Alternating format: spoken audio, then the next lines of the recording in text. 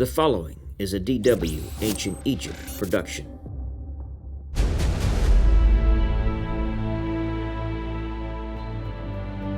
Continuing the family tradition of alternating names, Senusret II became king after a 3-year co-regency with his father Amenemhet II.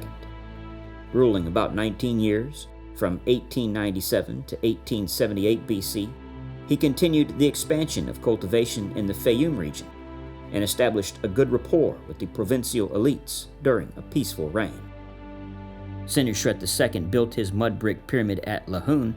Instead of the typical north side entrance, he constructed his on the south side under the paving stones in an attempt to deter the tomb robbers. Even this failed, but Flinders Petrie in 1889 did find a beautiful golden inlaid royal uraeus in the flooded burial chamber that must have come from the king's despoiled mummy.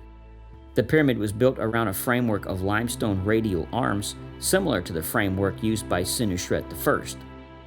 Instead of using an infill of stones, Senusret II used an infill of mud brick before cladding the structure with a layer of limestone veneer.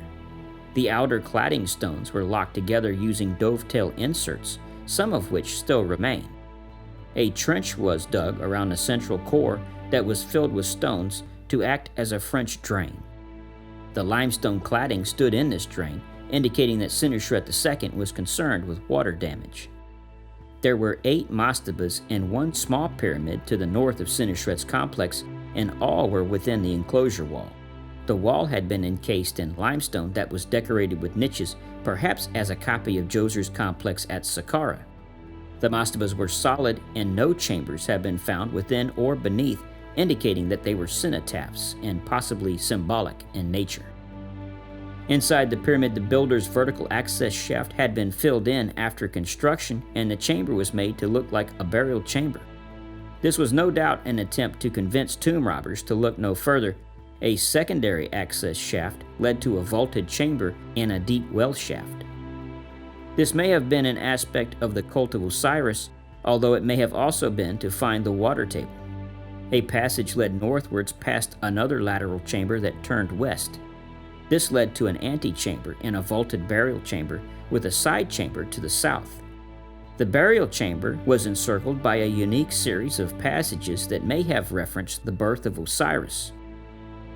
A large sarcophagus was found within the burial chamber that was larger than the doorway and the tunnels, showing that it was put in position when the chamber was being constructed.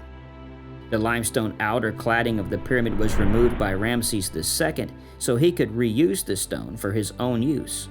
He left inscriptions that he had done so. Returning in 1913, Petrie discovered 4 shaft tombs on the south side of the pyramid that belonged to the royal family.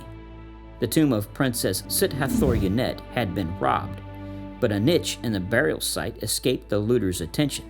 In this niche were remains of several boxes filled with jewelry and cosmetic objects, including a crown and necklace. This discovered jewelry is considered to be among the highest quality examples ever found in ancient Egyptian tombs. Also found were 2 pectorals, one with the name of Senusret II, the other with the name of Amenemhet III. There was also a crown and several bracelets inscribed with the name of Amenemhet III. Most of the objects were made of gold with inlays of precious stone. It was also here that Petrie found the pyramid town of Kahun, which yielded fascinating new information about the social and economic life of the ancient Egyptian pyramid workers. Kahun had been considered the Egyptian Pompeii since it was suddenly abandoned with many possessions left behind. Dozens of papyri have been found that reveal the administration and logistics of a multiracial and disciplined workforce. The difference in prosperity within the community is also revealed through the varying sizes and quality of houses.